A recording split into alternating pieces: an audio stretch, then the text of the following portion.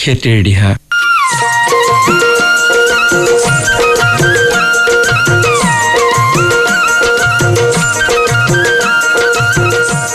এই শিতানত ক'বলৈ লৈছোঁ কেঁচু সাৰৰ প্ৰস্তুত প্ৰণালী সম্পৰ্কে। কেঁচু কৃষকৰ পৰম বন্ধু।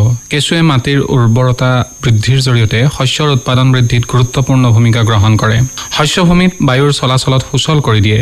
আটাইতকৈ উল্লেখনীয় কথাটো হ'ল যে মাটিৰ গুণাগুণ কেঁচু সাৰে কেতিয়াও বিনষ্ট নকৰে, বৰঞ্চ মাটিৰ গুণগত মান বৃদ্ধিহে কৰে। মাটিত হিউমাছৰ পৰিমাণ বৃদ্ধি কৰে। কেঁচুৰ দ্বাৰা তৈয়াৰ কৰা জৈৱিক সাৰকে কেঁচু সাৰ বা ভাৰ্মি কম্পোষ্ট বোলে। জৈৱিক সাৰ হিচাপে খেতিত কেঁচু সাৰৰ ব্যৱহাৰ সম্প্ৰতি যথেষ্ট বৃদ্ধি পাইছে, কিয়নো ইয়াক প্ৰয়োগ কৰি পোৱা উৎপাদিত শস্যৰ কোনো ধৰণৰ পাৰ্শ্বক্ৰিয়া নাথাকে। উৎপাদিত শস্যসমূহ 100% স্বাস্থ্যসন্মত। আনহাতে উৎপাদিত শস্যৰ চাহিদা বজাৰত যথেষ্ট বেছি। ক্ৰেতাই 2 পইচা অধিক দামতো ক্ৰয় কৰিবলৈ কুণ্ঠাবোধ নকৰে। আনহাতে ৰাসায়নিক সাৰে কৃষি উৎপাদন বৃদ্ধি কৰিছে যদিও মাটিৰ উৰ্বৰতা শক্তি হ্ৰাস কৰাৰ লগে লগে পৰিৱেশো প্ৰদূষিত কৰিছে। 1970 চনত 1 কেজি ৰাসায়নিক সাৰ ব্যৱহাৰ কৰি 16 কেজি খাদ্য শস্যৰ উৎপাদন পোৱা গৈছিল যদিও 1990 চনত 1 কেজি ৰাসায়নিক সাৰৰ বিপৰীতে 9 কেজিহে খাদ্য শস্য পোৱা গৈছে। সম্ভৱতঃ মাত্ৰ কেইবছৰমানৰ ভিতৰতে এই অনুপাতটো অতিকে পুতৌজনক হৈ পৰিব আৰু কৃষকসকলে ৰাসায়নিক সাৰ প্ৰয়োগ কৰি মাটিৰ গুণাগুণ একেবাৰে নষ্ট কৰি আকাংক্ষিত উৎপাদন নাপাই লোকচানৰ সন্মুখীন হ'ব লাগিব। সেয়েহে এতিয়াই যদি যধে মধে ৰাসায়নিক সাৰ ব্যৱহাৰৰ ক্ষেত্ৰত নিয়ন্ত্ৰণ আনিব নোৱাৰে, তেনেহ'লে আমি বা আমাৰ উত্তৰ পুৰুষসকল অন্ধকাৰ ভৱিষ্যতৰ ফালে আগবাঢ়ি গ'লেও ভাবিবলগীয়া একো নাথাকিব। সম্ভাৱ্য ভয়াৱহ বাস্তৱতাৰ পৰা আঁতৰি অহাৰ একমাত্ৰ উপায় হৈছে কৃষিত ৰাসায়নিক সাৰৰ পৰিৱৰ্তে জৈৱিক সাৰৰ প্ৰয়োগ। জৈৱিক সাৰ বুলিলে আটাইতকৈ উৎকৃষ্ট সাৰবিধ হৈছে কেঁচু সাৰ। কেঁচু সাৰ উৎপাদনৰ বাবে প্ৰয়োজনীয় উপাদানবোৰ হ'ল উন্নত জাতৰ কেঁচু। কেঁচু সাৰত প্ৰয়োগ কৰা কেইবিধমান উন্নত জাতৰ কেঁচু হৈছে আইচেনিয়া ফটিডা, এমাইনথেছ ডিফ্ৰেঞ্জেন্স, ইউড্ৰিলাছ ইউজিনি, পেৰিয়নিক্স এক্সকাভেটাছ, লেম্পিট মৰিচি, ড্ৰাভিৰা নেপানেচিছ ইত্যাদি। কেঁচুৰ ভিতৰত কিছুমান কেঁচুৱে থিয়কৈ তাহাঁতৰ খাদ্যবস্তু খায় আৰু আন কিছুমানে পথালিকৈ খাদ্যবস্তুবোৰ খায়। ব্যৱসায়িক দিশত অৱশ্যে পথালিকৈ খোৱাৰ অভ্যাস থকা কেঁচুবোৰহে লাভজনক।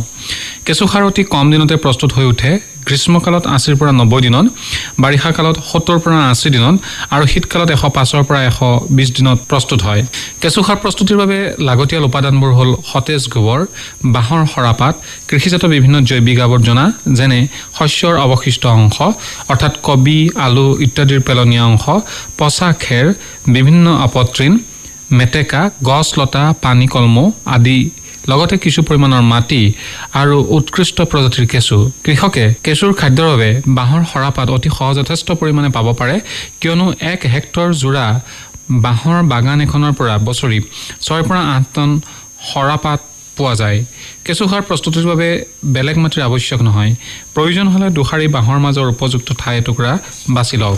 প্ৰস্তুত প্ৰণালী এনেধৰণৰ: জৈৱিক আৱৰ্জনাসমূহ প্ৰয়োজন অনুসৰি সৰু সৰুকৈ কাটি লৈ আৱৰ্জনাসমূহ 7 পৰা 10 দিন দম কৰি থ'ব লাগে আৰু সেইখিনি সময়ত মাজে মাজে পানী ছটিয়াই থাকিব লাগে, যাতে আৱৰ্জনাবোৰৰ পচন ঘটি কেঁচুৰ খাদ্যৰ বাবে উত্তম হয়। ইয়াৰ পিছতে 60% জৈৱিক আৱৰ্জনাৰ লগত 40% গোবৰ মিহলাই মিশ্ৰণটো আগেয়ে প্ৰস্তুত কৰি থোৱা টেংক বা পকী টাবত তৰপে তৰপে দি যাব লাগে। মন কৰিব লাগে যাতে তৰপটো 2 ইঞ্চিতকৈ বেছি নহয়। আৰু এটা মন কৰিবলগীয়া কথা হ'ল প্ৰতি তৰপত যাতে কেঁচু দি যোৱা হয়। 1 কুইণ্টল জৈৱিক আৱৰ্জনা পচন ঘটাবলৈ 300 গ্ৰামৰ পৰা 400 গ্ৰাম কেঁচুৰ প্ৰয়োজন হয় গ্ৰীষ্ম আৰু বৰ্ষাকালত। অৱশ্যে শীতকালত তাতকৈ অলপ বেছি পৰিমাণৰ কেঁচুৰ প্ৰয়োজন। এতিয়া এক নিয়মীয়া ব্যৱধানত দমটোত পানী ছটিয়াব লাগে, যাতে মিশ্ৰণটোত 60 পৰা 70% পানী থাকে। লগতে 10 দিনৰ মূৰে মূৰে দমটোৰ তৰপবোৰ তল ওপৰ কৰি দি কেঁচুৰ খাদ্যৰ বাবে সুবিধা কৰি দিব লাগে। দমটো কোনো কাৰণতে গৰম হ'বলৈ দিব নালাগে। সেয়ে দমটো খেৰ বা তিতা বস্ত্ৰৰে ঢাকি ৰাখিব লাগে, কিয়নো কেঁচুৱে গৰম আৰু পোহৰ সহ্য কৰিব নোৱাৰে। ৰ'দ আৰু বৰষুণৰ পৰা ৰক্ষা পাবলৈ চালিৰ ব্যৱস্থা কৰিব লাগে। কোনো ধৰণৰ শত্ৰুৱে অৰ্থাৎ অনিষ্টকাৰী কীটে যাতে কেঁচুৰ অনিষ্ট সাধন কৰিব নোৱাৰে তালৈ দৃষ্টি ৰাখিব লাগে। এইখিনিৰ মাজেদি এটা নিৰ্দিষ্ট সময়ত আপোনাৰ কেঁচু সাৰখিনি প্ৰস্তুত হৈ উঠিব। উৎপাদিত সাৰ চপোৱাৰ সংকেত হ'ল জৈৱিক আৱৰ্জনাৰ মিশ্ৰণটোৰ উপৰিভাগ মুগা বা কলা বৰণৰ হোৱাৰ লগতে ওপৰফালে গুৰি গুৰি হোৱা দেখিলে বুজিব কেঁচু সাৰ প্ৰস্তুত হৈছে। লগে লগে পানী ছটিওৱা বন্ধ কৰিব লাগে। এয়াই হ'ল কেঁচু সাৰ চপোৱাৰ উৎকৃষ্ট সময়। তৈয়াৰ হোৱা কেঁচু সাৰ তৰপে তৰপে উলিয়াই দম কৰিব লাগে। এনে কৰিলে কেঁচুৰ পৃথকীকৰণত সুবিধা হয়। সাৰ প্ৰস্তুত হোৱাৰ পিছত চালি কেঁচুবোৰ আঁতৰাই বেলেগকৈ ৰাখিব লাগে। সাৰখিনি ভালকৈ ছাঁত শুকুৱাই চালনীৰে চালি ভালকৈ পেকেট কৰি বিক্ৰীৰ ব্যৱস্থা কৰিব লাগে। কিন্তু সাৰখিনি ৰ'দত নুশুকুৱাই ছাঁত শুকুৱাৰ ব্যৱস্থা কৰিব, অন্যথাই সাৰৰ গুণগত মান সূৰ্যৰ পোহৰত নিম্নগামী হ'ব। কেঁচু সাৰ উৎপাদনৰ বাবে দৰকাৰী হোৱা পাত্ৰৰ জোখ হ'ল পকী টেংকৰ প্ৰস্থ 3 ফুট, উচ্চতা 2 ফুট আৰু দৈৰ্ঘ্য জৈৱিক আৱৰ্জনাৰ পৰিমাণ অনুসৰি হ'ব লাগে। অতিৰিক্ত পানীভাগ ওলাই যাবলৈ 8টা সৰু সৰু 2 ইঞ্চি ব্যাসৰ ফুটা থাকিব লাগে। টেংকৰ তলত 2 ইঞ্চি গুড়ি মাটি ছটিয়াই ল'ব লাগে যাতে কেঁচুৱে স্বাভাৱিক পৰিৱেশ এটা পায়।